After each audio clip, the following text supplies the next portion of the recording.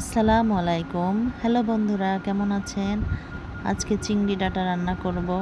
প্রথমে চিংড়ি মাছটা ধুয়ে নিলাম, তারপরে কুটে নিলাম। ডাঁটা কুটে নিয়েছি। ডাঁটা কুটে ধুয়ে আমি ঝরা দিয়েছি। কড়াইতে তেল দিলাম, পেঁয়াজ বাটা,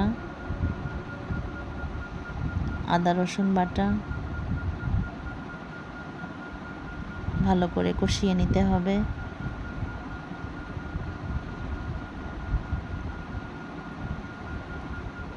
স্বাদ মতন লবণ,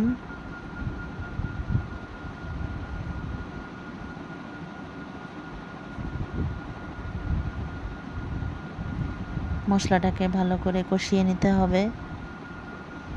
এখন আমি চিংড়ি মাছ দিয়ে দিলাম।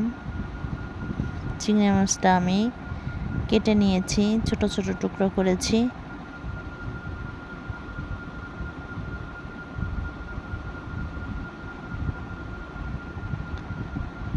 আমি কয়েকটা কাঁচামরিচ দিয়ে দিয়েছি।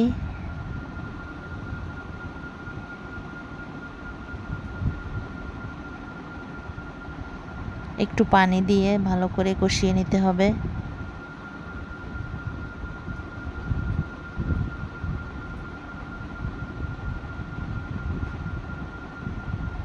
এক চামচ পরিমাণ গুঁড়া মরিচ, হাফ চামচ হলুদের গুঁড়া,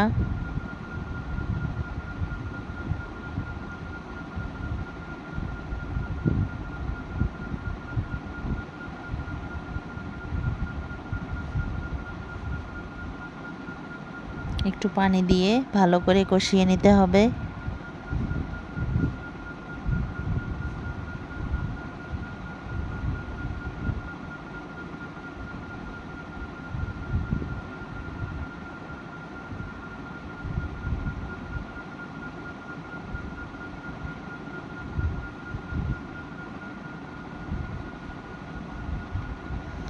মশলাটা আমার কষানো হচ্ছে।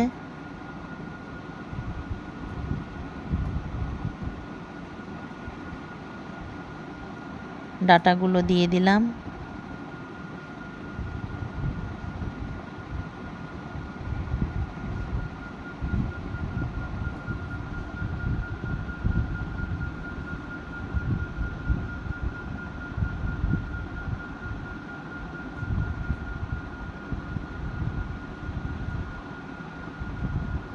ডাঁটাগুলোকে আমার ভালো করে কষিয়ে নিতে হবে।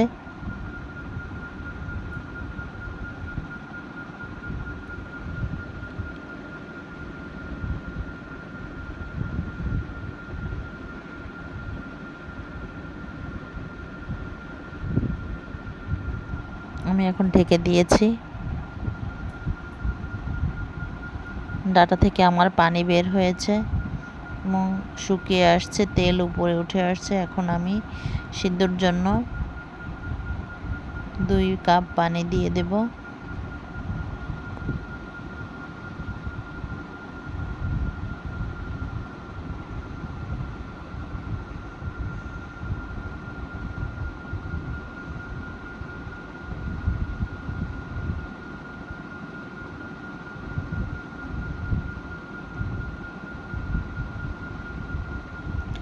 আমি ডাঁটার স্বাদ বাড়ানোর জন্য আমি আলাদা করে বাগার দিয়ে দিব।